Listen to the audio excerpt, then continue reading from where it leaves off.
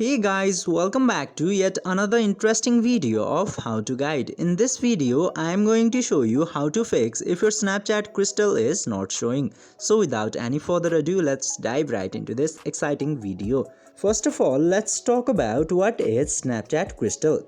Snapchat crystal is a feature which allows you to earn from Snapchat. If you collect many crystals in Snapchat, that crystal is the basis of payment in Snapchat in a way. You will get the crystal just below the stories option of your Snapchat into your profile. But there is a small catch. You will get Snapchat crystal feature only if you follow all the criterias of Snapchat. First of all, you have to be an eligible creator to engage in the payment system of Snapchat, and in order to do that, your account must have to pass the 1000 followers at first, and after that you have to post 10 videos in 1 month in different days, and after that your videos or contents must have to be original and must use at least one Snapchat feature into your contents.